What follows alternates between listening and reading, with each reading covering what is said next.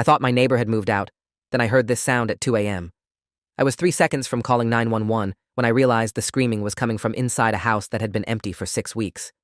Unit 4B, the one with the for lease sign still zip-tied to the balcony railing.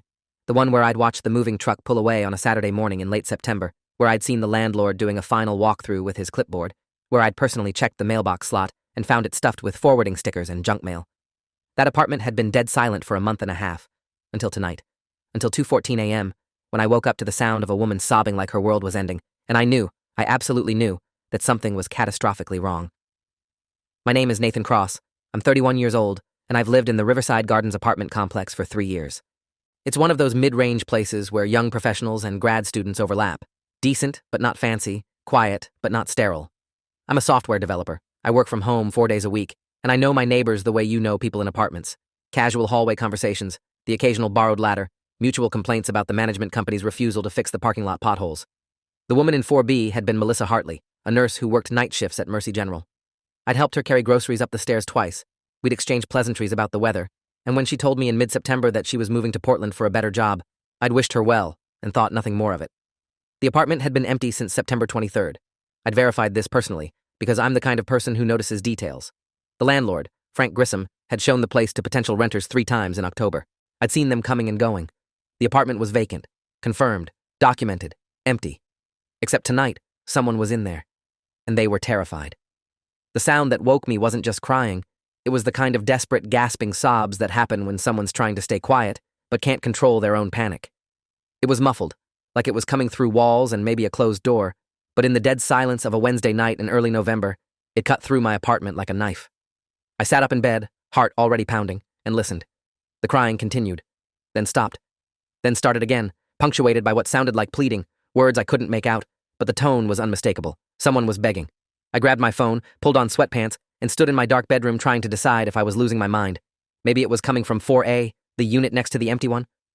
I'd lived here long enough to know the acoustic patterns. This was definitely 4B. The empty apartment. I stepped into my living room, pressed my ear against the wall we shared, and heard it again. A woman's voice, ragged and broken, saying something that sounded like, please, over and over. I should have called 911 immediately. That's what I tell myself now, looking back. But in the moment, I was paralyzed by the sheer impossibility of what I was hearing. Empty apartments don't have people in them. Moving trucks don't lie. Landlords don't forget to lock doors after showings. My brain was trying to rationalize what I was hearing. Maybe someone had broken in and was squatting. Maybe Melissa had come back to grab something she'd forgotten. Maybe it was sound traveling weird through the ventilation system. I stood there for probably 90 seconds, listening to this woman cry, while my rational mind fought with the evidence my ears were giving me. Finally, I did what seemed reasonable at the time. I walked out into the hallway and knocked on the door of 4B. 3 firm knocks. The crying stopped instantly, like someone had flipped a switch. The silence that followed was worse than the sound. It was the silence of someone holding their breath, frozen, waiting. I knocked again. Hello? Is someone in there? Do you need help? Nothing. Just that terrible listening silence. I tried the doorknob, locked. I put my ear against the door and heard the faintest sound. Breathing, quick and shallow, like someone was pressed against the other side of the wood, terrified. I'm calling the police, I said clearly. If you need help, I'm calling them right now.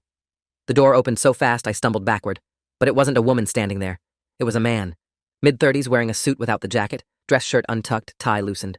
He looked exhausted and annoyed, like I'd just interrupted his evening. Can I help you? He asked, and his tone was so normal, so flat and bureaucratic, that for a second I questioned everything I'd heard. I heard someone crying, I said, and even as the words left my mouth they sounded absurd. He raised his eyebrows. Crying? I think you've got the wrong apartment, buddy. I just got in from a work trip. I was on a conference call. He gestured behind him into the darkness of the apartment. Probably heard the TV from 4A. These walls are paper thin. I looked past him, trying to see into the apartment. No lights on, no TV glow, no luggage that I could see. You live here? I asked. Since when? This place has been empty for 6 weeks. His expression shifted, just slightly, just enough that I noticed. Annoyance crystallized into something harder. I don't know what you're talking about, man. I've been subletting since October 1st. Signed a lease with the property management company. Now, if you'll excuse me, I've got an early morning tomorrow. He started to close the door. I put my hand up. Wait, who are you? What's your name? Daniel Foster, he said, meeting my eyes with the kind of steady, challenging stare that dared me to doubt him. And unless you're building management, this conversation is over. Good night. The door shut. I heard the deadbolt click. I stood in the hallway for 30 seconds, phone in hand, trying to process what had just happened. Part of me wanted to call the police immediately. Part of me felt like an idiot. Maybe I had gotten the units confused. Maybe he was telling the truth about subletting. Maybe I'd dreamed the whole thing, or the sound had carried from somewhere else. I walked back to my apartment, closed the door, and sat on my couch in the dark. Then I heard it again. Quieter this time, but unmistakable. The sound of someone crying, and a low male voice saying, "Stop, just stop. You know what happens if you don't stop." My hands were shaking as I dialed 911. The dispatcher answered on the second ring. 911, what's your emergency? I took a breath. I need police at Riverside Gardens Apartments, Building C, Unit 4B. I think someone's being held against their will. The two officers who showed up 20 minutes later were professional and skeptical in equal measure. Officer Lisa Brennan was probably 45, with the tired eyes of someone who'd worked too many domestic disputes. Her partner, Officer Kevin Morales, looked younger and more alert. They took my statement in the hallway while Daniel Foster stood in his doorway, arms crossed, looking like a man whose patience was being tested. I heard a woman crying, I explained, begging someone to stop. The apartment's been empty for weeks. I know it has. And now suddenly he's here saying he's been subletting since October? Something's wrong. Officer Brennan wrote everything down. Then she turned to Daniel. "Sir, may we come in and take a look around?" Daniel's expression was perfect, just the right mixture of exasperation and cooperation. "Of course, I've got nothing to hide. This guy's clearly confused, but sure, come on in." They went inside. I stayed in the hallway. I heard them moving through the apartment, opening doors, asking questions. When they emerged 15 minutes later, Officer Brennan looked at me with barely concealed frustration. "Mr. Cross, there's nobody else in that apartment. Mr. Foster has a signed sublease agreement. He's got mail addressed to this unit. His work laptop is on the kitchen table. Everything checks out." "But I heard a—" Officer Morales cut me off gently. "Sir, these walls are thin. Sound carries weird in apartment buildings. Maybe you heard something from a different unit. Maybe someone was watching a movie. Mr. Foster's been cooperative. We've done a full sweep, and there's no evidence of any crime here." Daniel stepped forward, and his voice was perfectly reasonable, perfectly calm. "Look, I get it. You heard something that worried you. I appreciate that you care about your neighbor's safety. But I'm telling you, I was on a work call. I had my headphones on. And everything you heard was probably me talking to clients in different time zones. I work in international consulting. Late-night calls are part of the job." Officer Brennan handed me her card. "If you hear anything else concerning, give us a call. But for tonight, I think we're done here." They left. Daniel looked at me for a long moment, and there was something in his eyes that made my skin crawl. Not anger, exactly, but a kind of cold assessment, like he was recalculating something. "No hard feelings," he said quietly. "But maybe knock before you call the cops next time, yeah?" He closed the door. I went back to my apartment and didn't sleep for the rest of the night. The next morning, I did what any rational person would do. I started investigating. First, I went to the leasing office and asked Monica Jimenez, the property manager, about Unit 4B. She pulled up the records on her computer, frowning. "Shows vacant," she said. "We've got it listed, but no lease signed yet. We had a couple of interested parties, but nothing finalized." I felt vindication surge through my chest. "So nobody's subletting it?" Monica shook her head. "No, and we don't allow subleases anyway. It's in the building policy." "Why?" I explained what had happened. Her frown deepened. "That's weird. Let me call the landlord." She dialed Frank Grissom, put him on speaker. Frank confirmed what Monica had said. The apartment was vacant, no sublease existed, and he hadn't authorized anyone to occupy the unit. "Could someone have gotten a key somehow?" I asked. Frank sounded genuinely worried. "I mean, theoretically. But the locks were changed after Melissa moved out. I've got the only set of keys in my office, and Monica's got the emergency maintenance copy, unless someone copied them without authorization." He trailed off. Monica's expression had gone from confused to alarmed. "We need to call the police back." This time, the response was different. Officer Brennan returned, but now she had Detective Raymond Torres with her, a lean man in his early 50s with sharp eyes and an even sharper tone. "Tell me everything again," he said, pulling out a notepad. I walked him through it all. Melissa moving out, the empty apartment, the crying at 2 a.m., Daniel Foster's claim of subletting, the landlord's confirmation that no sublease existed. Torres listened without interrupting, then turned to Monica. "I need you to open that apartment, right now."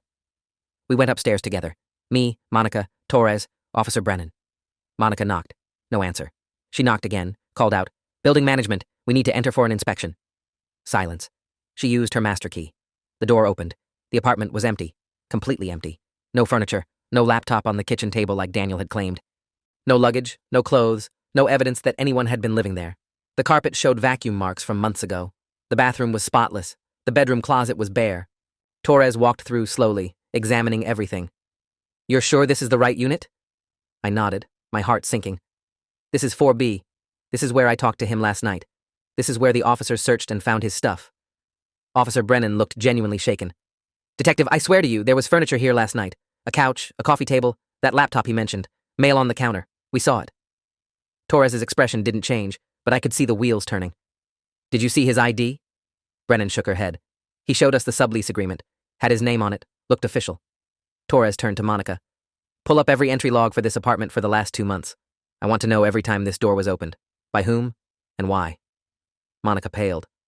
Our entry system doesn't track individual apartments, just building access. But I can check the camera footage. Torres nodded.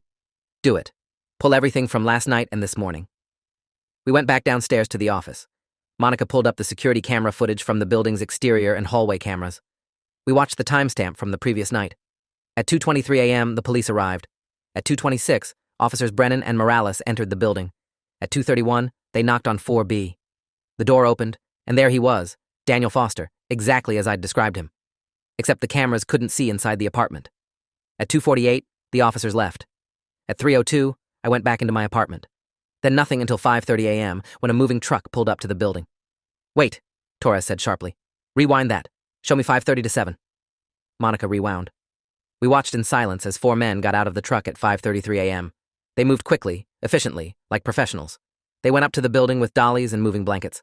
The camera angle didn't show them entering 4B specifically, but at 6:15, they started carrying furniture out. A couch, a table, boxes, a lamp. They loaded everything into the truck and left at 6:52 a.m. No company name on the truck. No license plate visible from this angle. Torres looked at me. You didn't hear them moving furniture? I shook my head.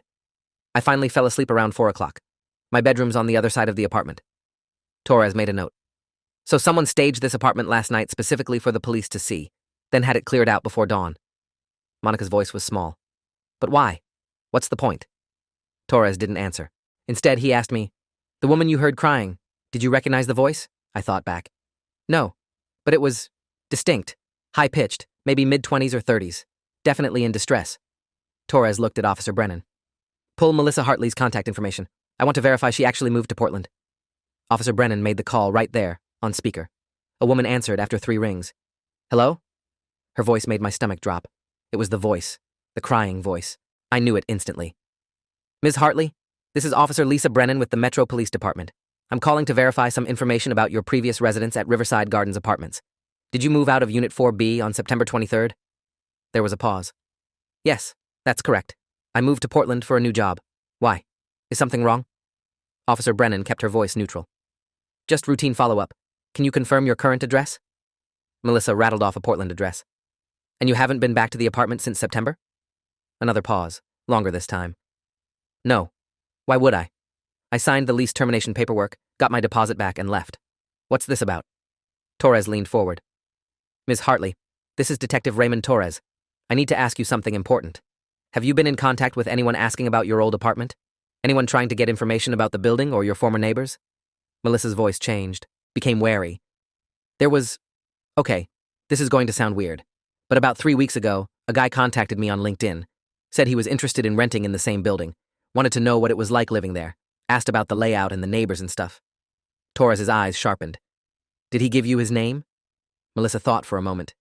David something. David Franklin? No, wait, Daniel. Daniel Foster.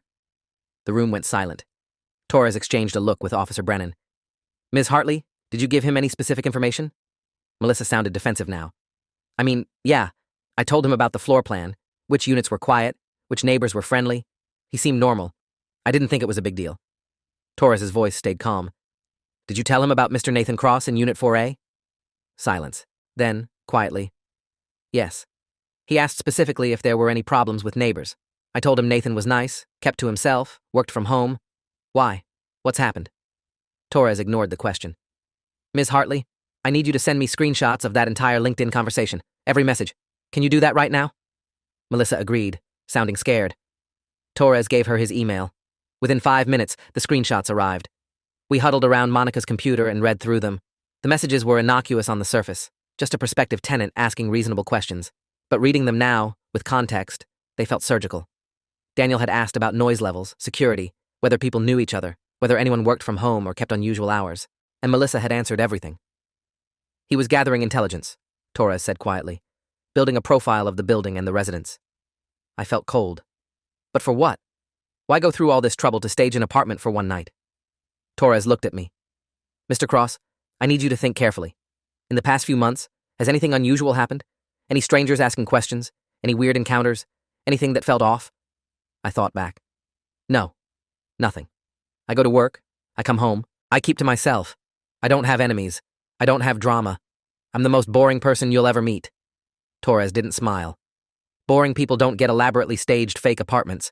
Someone went to a lot of trouble to make you look unreliable, to make you look like you're seeing things that aren't there. Officer Brennan caught on. You think this was a setup to discredit him? Torres nodded slowly. I think someone wanted him to call the police about something that would turn out to be nothing, to establish a pattern, so that when something real happens, nobody believes him. The implications of that hit me like a truck. You think someone's planning something involving me.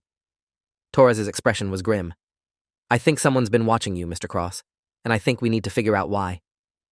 For the next 3 days, I lived in a state of controlled paranoia. Detective Torres assigned an officer to do periodic drive-bys of the building. I installed a security camera in my apartment doorway, one of those wireless ones that sends alerts to your phone. I changed my locks. I varied my routine. I told my boss I needed to work from the office for the rest of the week. I didn't tell my friends what was happening because I didn't know how to explain it without sounding insane. The police did background checks on Daniel Foster, except there was no Daniel Foster matching the description in any database. The name was probably fake. The sublease agreement he'd shown the officers had been a forgery, good enough to pass a quick glance but falling apart under scrutiny. The moving company that cleared out the furniture didn't exist. The truck had no plates, no identifying marks. Whoever had orchestrated this had been professional and thorough. On Friday afternoon, Torres called me. I need you to come down to the station. There's something you need to see. I drove over, my stomach in knots. Torres met me in a conference room where he'd set up a laptop. We pulled security footage from the other buildings in the complex, he said. Looking for patterns, anyone suspicious. We found something. He pressed play. The footage showed the main parking lot, dated 3 weeks ago, late October. A man was standing near my car, looking at it, looking at my license plate, taking a photo with his phone. The quality wasn't great, but I could make out enough features to see it wasn't Daniel Foster. This guy was older, maybe 50, with gray hair and glasses. He was there for maybe 90 seconds, then walked away. Torres paused the video. Recognize him? I shook my head. Torres pulled up another clip. Same parking lot, different day. A woman this time, mid-30s, athletic build, dark hair. She was walking past my car, but her eyes were on my apartment window. She paused, looked up, seemed to be counting floors or windows. Then she walked away. And this one? Torres asked. Again, I didn't recognize her. Torres showed me 4 more clips over a 2-week period. Different people, different times of day, all of them focused on my car, my apartment, my routine. You're being surveilled, Torres said flatly. Multiple people, coordinated operation. They're not even trying to hide it from the cameras. They know we can't ID them without facial recognition, and nobody's in the system. I felt my mouth go dry. Why? I'm nobody. I don't have money. I don't have secrets. I don't have anything worth stealing. Torres leaned back in his chair. That's what we need to figure out. I've got a theory, but it's thin. Tell me about your work. What exactly do you do? I explained. I'm a software developer for a mid-sized tech company. I work on back-end systems, databases, nothing sexy or classified. No government contracts, no sensitive data, Torres pressed. Nothing like that. We make logistics software for shipping companies. It's boring corporate stuff. Torres frowned. What about your personal life? Any ex-partners with grudges? Any family drama? Any online presence that might have attracted stalkers? I went through it all.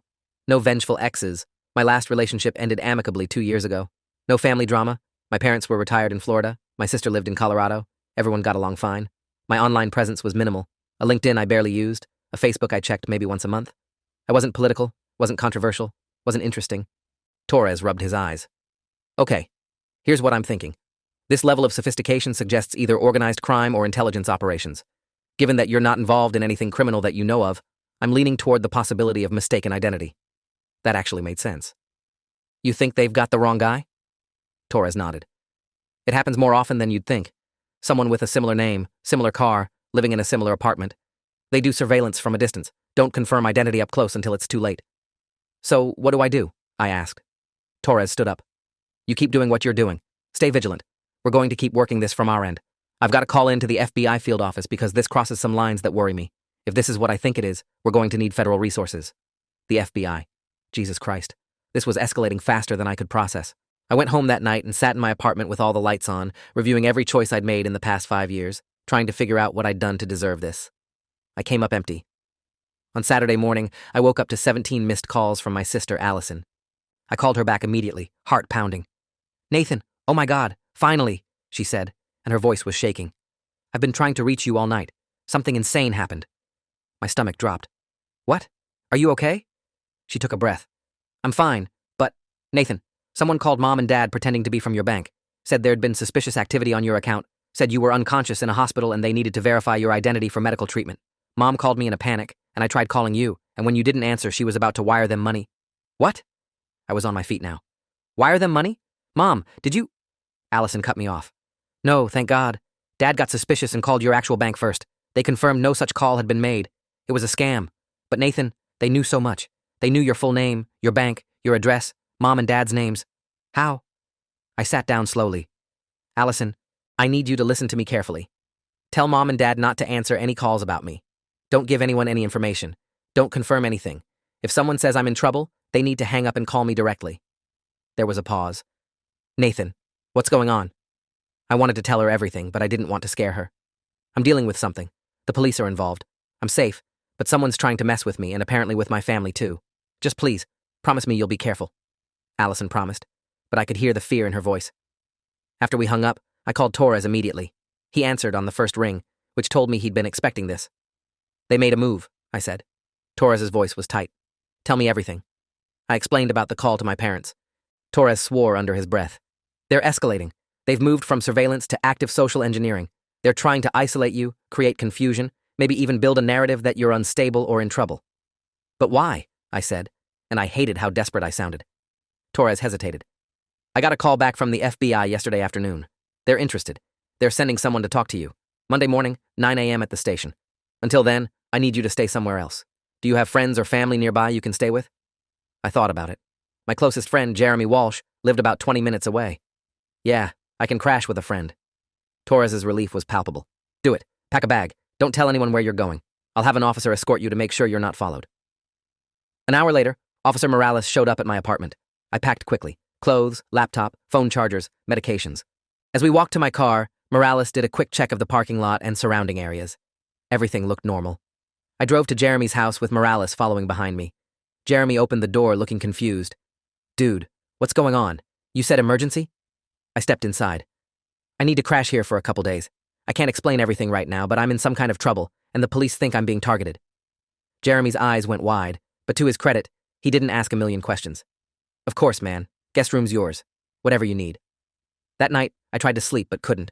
My phone buzzed at 11:30 p.m., a text from an unknown number. Just 4 words. "We know where you are." My blood turned to ice. I showed Jeremy, who immediately called the police. 20 minutes later, 2 officers were at the house, setting up surveillance. Torres called me at midnight. "They're tracking your phone," he said. "We're going to need you to turn it off and get a burner. I'm sending someone over with one right now. Do not use your regular phone for anything until we figure this out." At 12:45 a.m., a plainclothes officer delivered a prepaid flip phone with one number programmed in, Torres's direct line.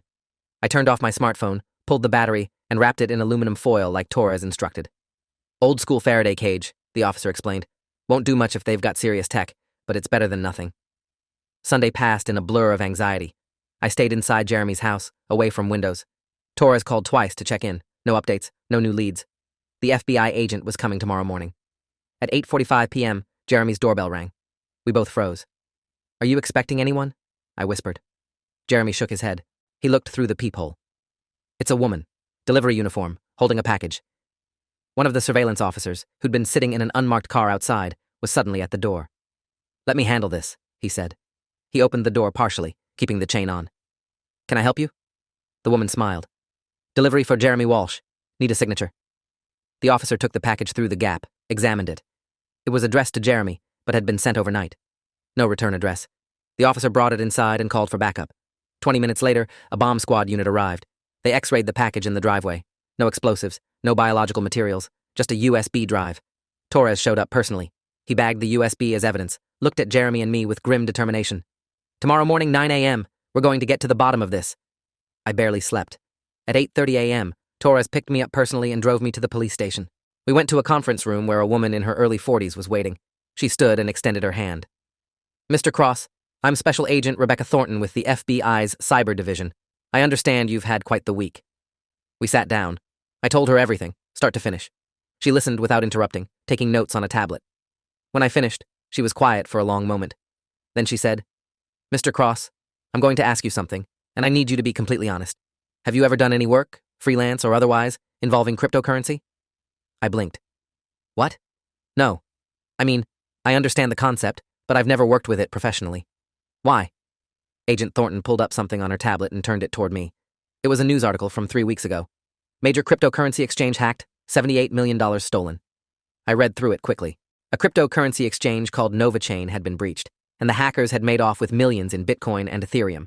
The investigation was ongoing. I don't understand, I said. What does this have to do with me? Agent Thornton zoomed in on a detail in the article. The hack was perpetrated using sophisticated social engineering and custom malware. The preliminary investigation suggests the attackers had insider knowledge of the system architecture.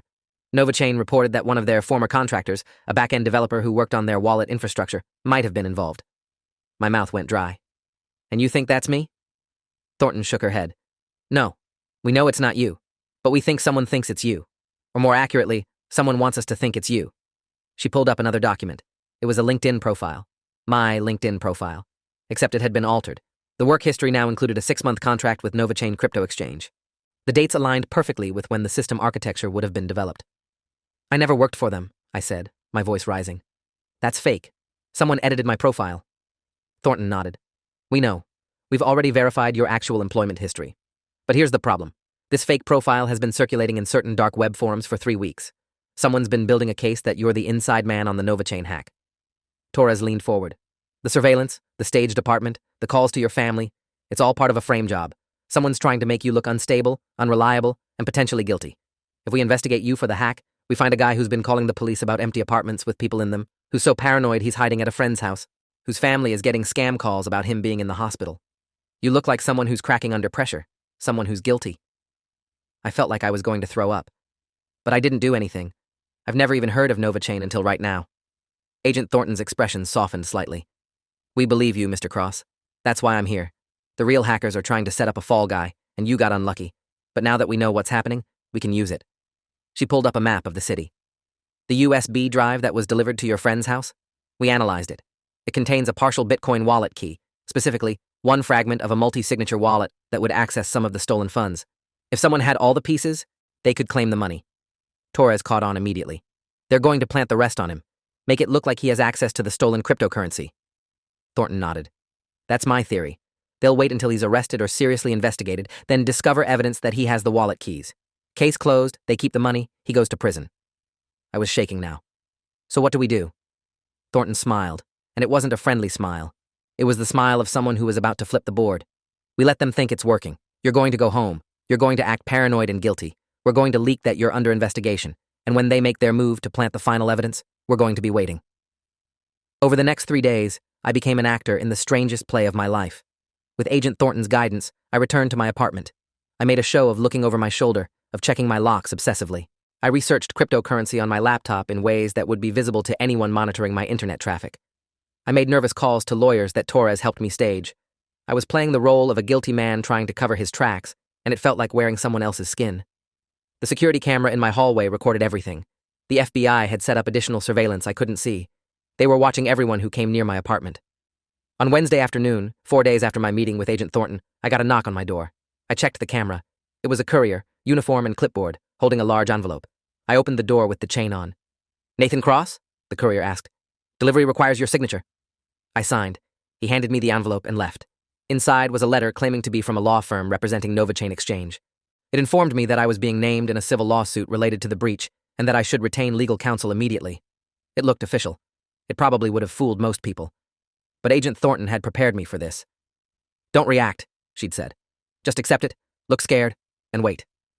I took the envelope to my couch, sat down, and opened my laptop. I searched for cryptocurrency lawyers. I looked up the NovaChain hack again, scrolling through news articles with visible agitation. I was performing for an audience I couldn't see. 2 hours later, at exactly 6:30 p.m., my apartment's fire alarm went off. Not just mine, the entire building's alarm system was screaming. I grabbed my phone and wallet and headed for the stairs with all the other residents. We gathered in the parking lot, confused and annoyed. Fire trucks arrived. Firefighters went in to check for smoke or fire. After 20 minutes, they gave the all clear. False alarm. Technical malfunction. We were allowed back inside. I climbed the stairs to my apartment. My door was still locked, chains still in place.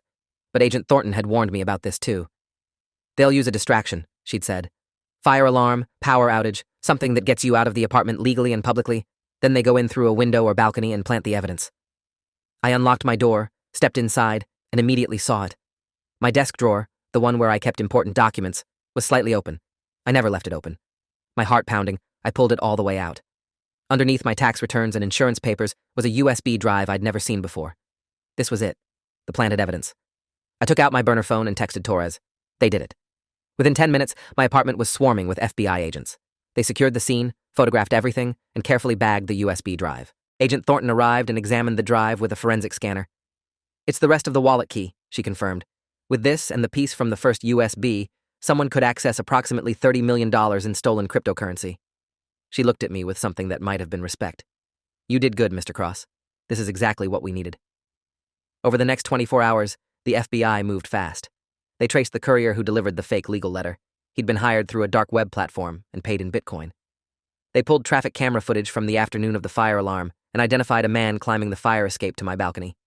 They tracked his car back to a parking garage where 2 other individuals were waiting.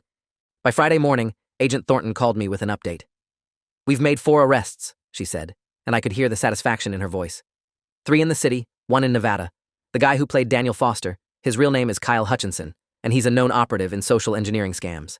The people doing surveillance were hired contractors, but the big fish is a man named Arthur Westwood, one of the actual hackers behind the NovaChain breach.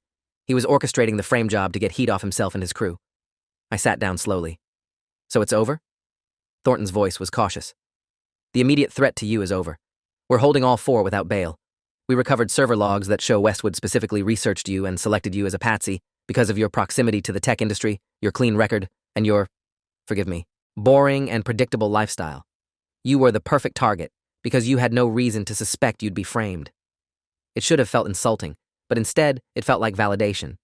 I was boring, and that had nearly destroyed my life." "What happens now?" I asked. Thornton outlined the process. I'd need to give depositions, testify if it went to trial, work with their forensic accountants to document that I'd never had access to any cryptocurrency. It would take months, maybe years, to fully close the case. But I was in the clear. My name would be cleared. The frame job had failed. That evening, Detective Torres came by my apartment personally. He looked tired but pleased. "Hell of a case," he said, shaking his head. "You handled it better than most people would have." I offered him a beer. He accepted. We sat on my couch, and I finally let myself relax for the first time in 2 weeks. "That night," I said quietly, when I heard the crying, "was that real? Was there really a woman in that apartment?" Torres took a long drink.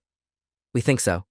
We think Hutchinson had an accomplice, probably his girlfriend or another contractor, and she was making noise to draw you out, to get you to call the police about something that would turn out to be nothing. That's why they cleared out so fast. It was all theater." I thought about that. She sounded so scared. Torres nodded.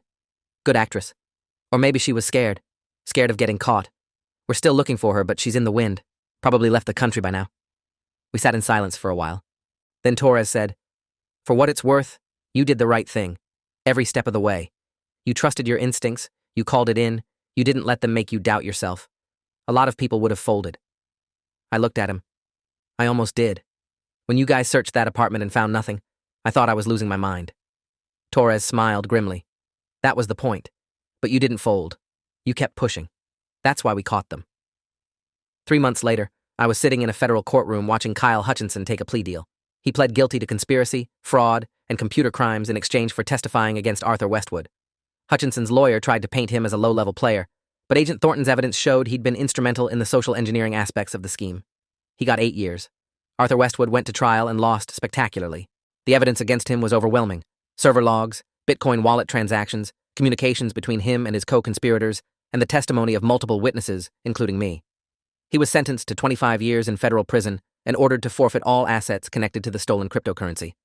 NovaChain Exchange sent me a formal apology letter and a settlement check for $50,000 for the distress caused by being named in their investigation, even though they'd been fooled by the fake LinkedIn profile. I donated half to a cybersecurity nonprofit and used the rest to move to a different apartment. I couldn't stay at Riverside Gardens anymore. Too many memories. Too many nights waking up at 2 a.m. thinking I heard crying. My sister called me after the sentencing. I read about the trial online, she said. Nathan, I had no idea how close you came to. She trailed off. I know, I said. But it's over now. Allison was quiet for a moment. Mom wants you to come visit. She's been worried sick since this all started. I promised I would. And I did, 2 weeks later, flying down to Florida and spending a long weekend with my parents. My dad wanted to hear every detail of the investigation. My mom just wanted to cook for me and make sure I was eating properly. It was exactly what I needed. On my last night there, we sat on their back porch watching the sunset. My dad turned to me and said, Son, you could have ended up in prison for something you didn't do. Have you thought about that? I had, every day. Yeah, I said, but I didn't. Because I didn't give up. Because I trusted the people trying to help me. Because sometimes the system works. My dad nodded slowly. I'm proud of you. I don't think I've said that enough in your life. But I'm proud of how you handled this. Coming from him, a retired engineer who expressed emotion about as often as solar eclipses, it meant everything. Back in my new apartment, I settled into a routine. Different building, different neighbors, different parking spot. I worked from home again, but now I had serious security. Cameras, alarms, encrypted internet, the whole paranoid package. Agent Thornton had recommended a security consultant, a former FBI tech specialist named Gordon Liu, who'd helped me lock everything down. You're probably the safest boring software developer in the country now, he'd joked. One evening, about 4 months after the trial ended, I got an email from Melissa Hartley, my old neighbor from 4B. She'd followed the news coverage and felt terrible. I had no idea that LinkedIn conversation would lead to all of this, she wrote. I'm so sorry for answering his questions. If I'd known. I wrote back and told her it wasn't her fault. She'd been manipulated just like everyone else, but I appreciated her reaching out. We exchanged a few more emails, catching up. She liked Portland. The nursing job was good. She'd met someone. Life moved on. I realized, reading her updates, that life did move on. Even after something like this, even after being surveilled and framed and nearly destroyed, the world kept turning. You adapted, you healed, you became more careful, but hopefully not more cynical. The one person I never heard from again was the woman who'd been crying in that empty apartment. The accomplice. Torres had told me they'd identified her through security footage and witness statements. Her name was Ashley Greer, and she had a record of small-time cons and frauds. But she'd disappeared completely after that night. No credit card activity, no phone usage, no border crossings that anyone could track. Some people are good at vanishing, Torres had said when I asked about her. Maybe she got spooked by how big the operation was. Maybe she's lying low. Maybe she's pulling the same con somewhere else on someone else. That thought bothered me. The idea that she was out there, using that terrified crying act on another unsuspecting person, drawing them into another web of lies. But I couldn't do anything about it. I'd done my part. I'd survived. That had to be enough. On the 6-month anniversary of that first night, the night I heard crying from an empty apartment, I did something that felt important. I went back to Riverside Gardens, not to my old apartment, just to the parking lot. I sat in my car and looked up at Building C, at the window that used to be mine, at the balcony of Unit 4B. It looked normal, peaceful. Someone else lived there now. The nightmare that had started there was over, but I'd learned something that changed how I saw the world. I'd learned that being boring and normal and law-abiding doesn't protect you from becoming a target. I'd learned that sophisticated criminals can turn your entire life into a lie with enough planning and resources.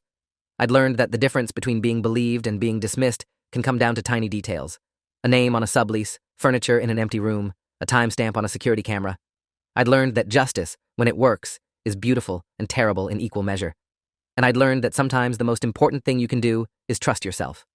When I heard that crying at 2 a.m., I could have convinced myself it was nothing. I could have rolled over and gone back to sleep. I could have ignored my instincts.